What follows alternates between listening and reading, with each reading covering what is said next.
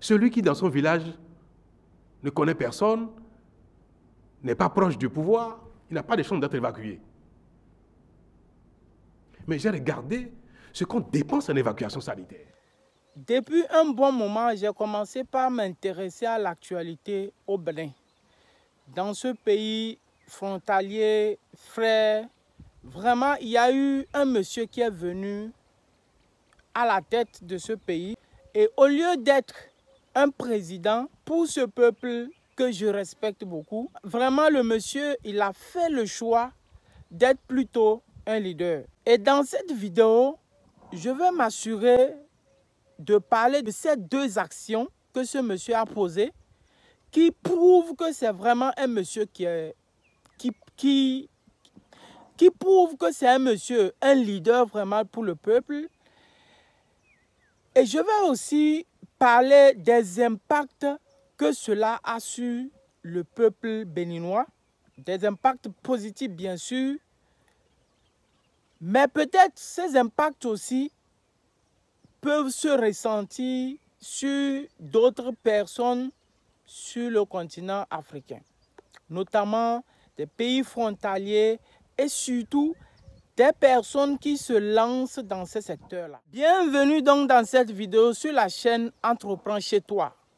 Si vous me suivez pour la première fois, mon nom c'est William Mouzou. Mon objectif sur cette chaîne, c'est de partager régulièrement des astuces entrepreneuriales, des techniques entrepreneuriales qui vont vous permettre soit de lancer vos entreprises, soit d'être encore très performant dans vos entreprises si vous y êtes déjà. C'est aussi de mettre l'accent sur les initiatives des jeunes pour booster la jeunesse africaine, pour encourager la jeunesse africaine à se lancer davantage dans l'entrepreneuriat afin qu'ensemble nous puissions aider notre continent à résoudre ce problème de manque d'emploi ou de sous-emploi en Afrique, qui fait qu'aujourd'hui, quand un jeune est en train de faire ses études, son objectif premier, c'est qu'un jour, il obtienne la bourse pour quitter l'Afrique. Vraiment, il faut que, avec cette chaîne, nous comptons contribuer à changer cette mentalité et permettre, n'est-ce pas, à l'Afrique d'être plutôt un attirant, un continent attrayant, un continent qui non seulement permet à ses fils et filles de rester sur place, mais aussi d'attirer véritablement d'autres jeunes à travers le monde entier qui vont aussi s'intéresser à notre cher continent. Alors, je disais tantôt que il y a eu quelques moments que le président ou ce monsieur qui est à la tête du pays, le Bénin, est en train de prendre des décisions vraiment énormes et très importantes pour son pays, le Bénin. Et donc, parmi ces décisions, il y a eu deux qui ont beaucoup marqué mon attention, qui m'ont retenu, qui ont fait que je considère ce monsieur d'un leader et non d'un président.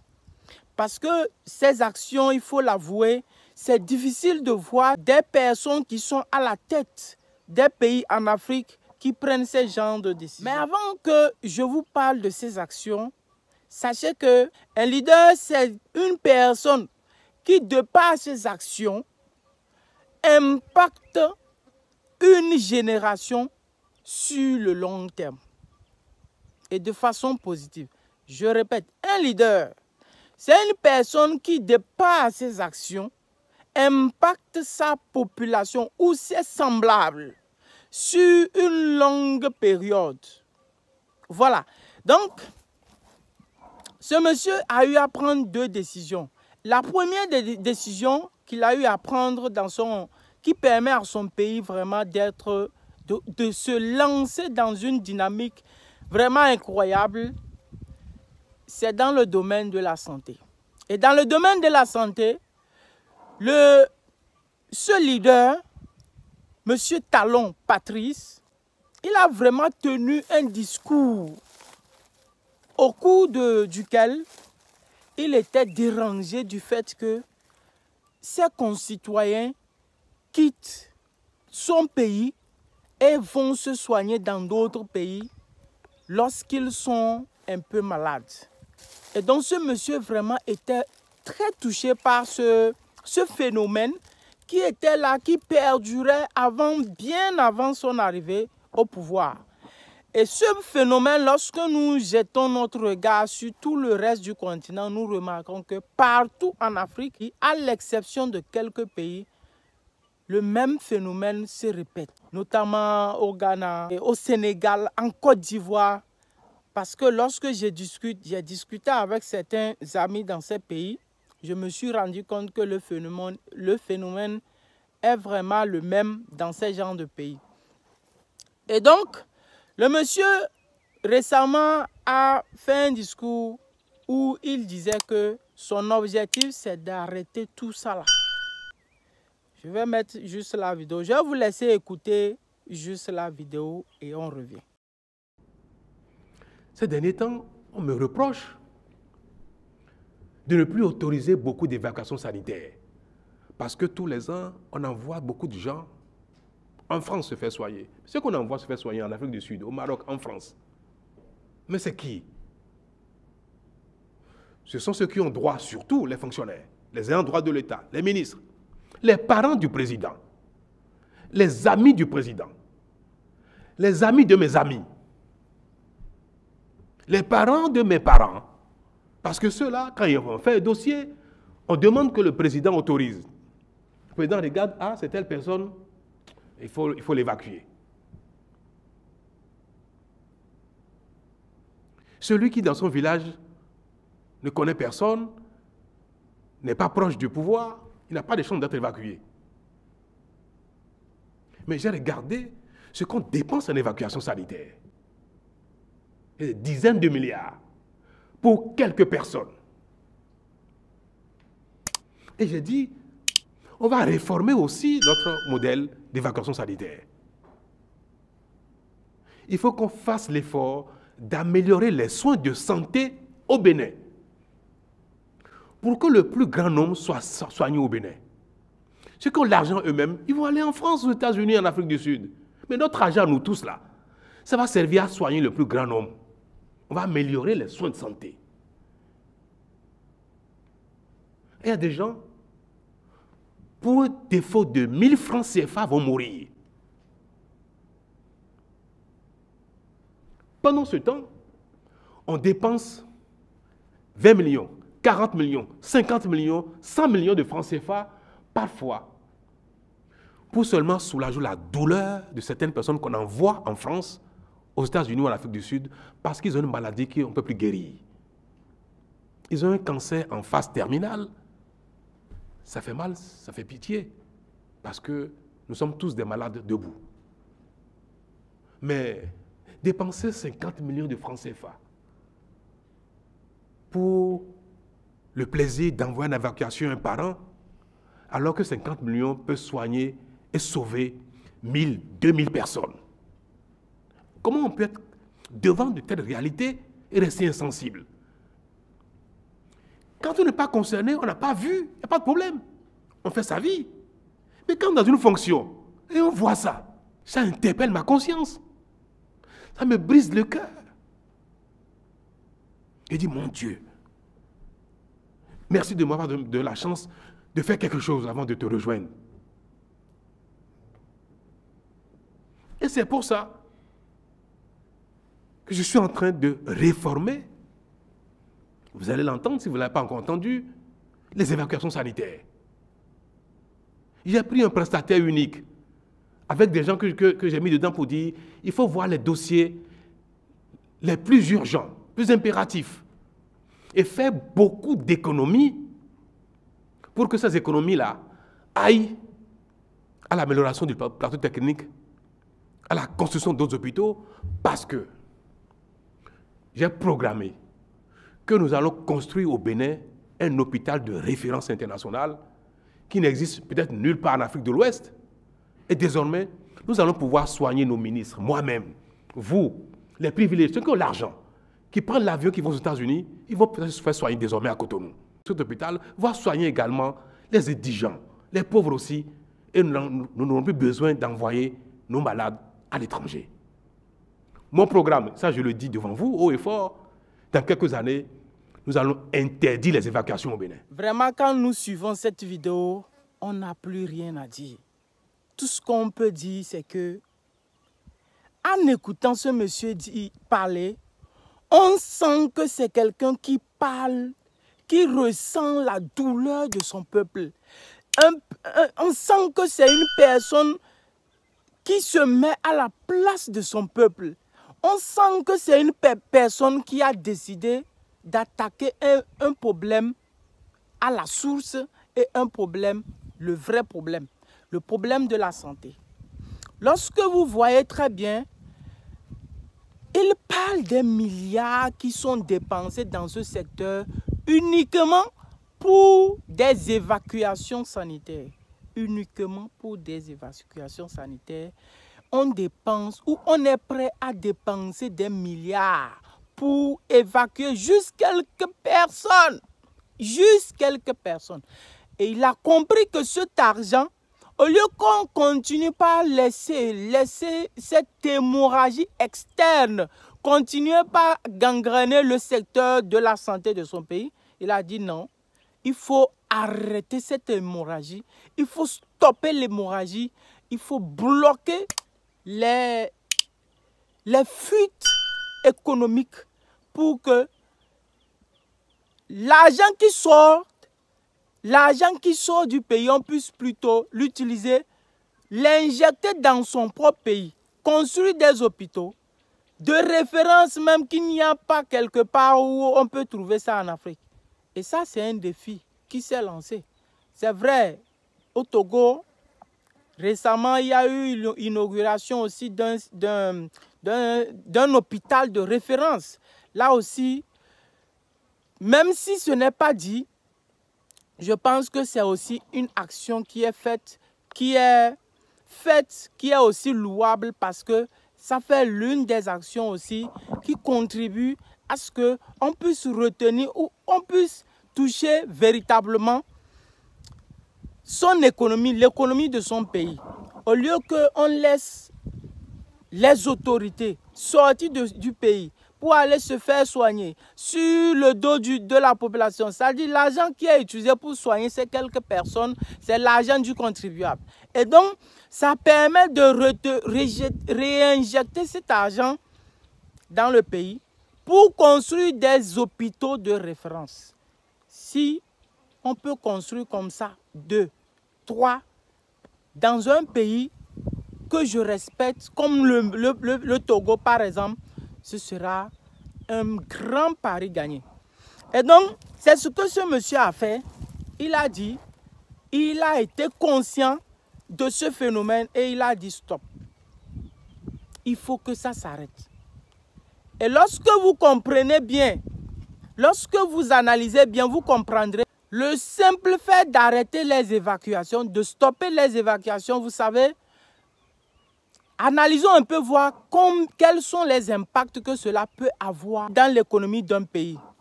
Vous savez, lorsqu'on décide de stopper les évacuations, c'est qu'on commence par construire, ou déjà on a construit un hôpital de référence. Ça, c'est un.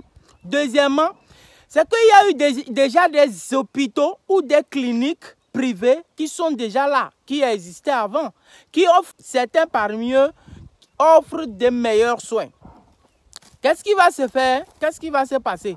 Du fait qu'on ait stoppé des évacuations sanitaires, cela va contribuer à ce que les gens aillent dans les cliniques, même s'ils ne peuvent pas aller dans les hôpitaux de référence, ils peuvent y aller dans les cliniques. Les meilleures cliniques qui sont là, ils peuvent aller là se faire soigner. Ceux qui ont l'argent, ils ont envie certainement d'avoir de meilleurs soins, de santé, d'avoir leur famille, leurs parents, se faire soigner dans de meilleurs cadres. Et ces personnes, au lieu de les évacuer, vont plutôt les envoyer dans les meilleures cliniques de leur pays. Et ça permet aux propriétaires de cliniques de faire un grand chiffre. Et ça permet aussi au personnel soignant d'être aussi bien payé. Et donc vous comprenez, si je continue pas à citer des exemples ou bien donner des exemples, vous comprendrez que le simple fait de prendre une telle décision a un impact significatif sur l'économie d'un pays. Et donc c'est ça qui permet, n'est-ce pas, à un pays d'être vraiment indépendant vis-à-vis d'autres pays. Ces genres de décisions, il n'y a que des leaders qui peuvent prendre ces genres de décisions. Il n'y a pas autre personne. Et donc ça, c'était la première action que ce monsieur a menée qui m'a permis de comprendre qu'en réalité, c'est un leader. Maintenant que nous avons touché le secteur de la santé, puisque lorsque quelqu'un mange bien, lorsque quelqu'un mange de bonne nourriture, c'est qu'il sera bien portant sur le plan sanitaire. Et donc, le monsieur, il a très bien compris. Donc, vous comprendrez maintenant pourquoi je qualifie ce monsieur de leader, mais aussi d'un stratège. Parce que ces deux secteurs vraiment sont liés. Ils sont étroitement liés. Donc, il a fait quoi? Il a décidé de faire de ce secteur un pôle de développement pour ce pays. Et donc, d'ici fin 2024, il a pour vision de créer plusieurs millionnaires dans ce secteur, notamment dans le secteur de l'élevage. Il veut stopper l'importation des poulets. Voilà. Ouais. Donc, ce monsieur veut stopper l'importation des poulets. Ah, vous savez que ces poulets qui nous sont importés là, ces poulets que nous avons dans les cartons surgelés, vous savez que ce sont des poulets dont on ne maîtrise même pas les conditions dans lesquelles ça a été produit. On ne maîtrise même pas les conditions dans lesquelles ces poulets ont été transportés pour nous amener. Et donc, ce sont des maladies comme ça qu'on nous envoie et nous mangeons. Alors que vous comprenez avec moi que nous avons un continent où nous pouvons tout faire nous-mêmes. On peut élever, on peut cultiver, on peut faire tout ça là. Un monsieur qui décide d'arrêter l'importation des poulets, qu'est-ce que cela va avoir comme impact sur l'économie de ce pays ou bien sur ce secteur ou sur sa population de façon significative? Vous voyez, lorsque vous voulez faire l'élevage des poulets, vous avez besoin par exemple de quoi? Vous avez besoin des vétérinaires qui vont vous donner des conseils, qui vont vous appuyer. Vous avez besoin des techniciens agricoles ou en élevage qui vont rester sur la ferme. Vous avez besoin de la nourriture pour ce poulet. Rien que la nourriture couvre 80% des dépenses dans le secteur de l'élevage. Rien que la nourriture.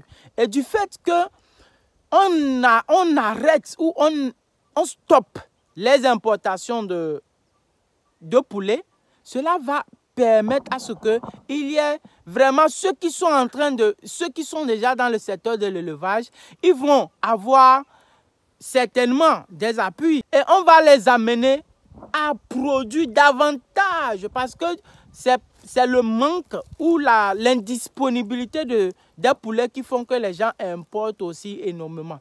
Non seulement ça, il y a aussi le coût.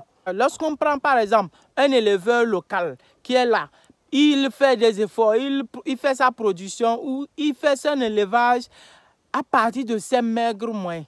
Il aura tellement de difficultés à telle enseigne que les dépenses qu'il va faire pour produire ou élever ses poulets, à la fin, lorsqu'il veut revendre son poulet, ça revient très cher. Ce qui fait que ces gens de producteurs ont besoin d'un appui, d'un accompagnement. Et certainement, si ces personnes ont eu des subventions, cela va aussi avoir une répercussion positive sur le prix final sur le marché. Et donc cela va booster, n'est-ce pas, la production.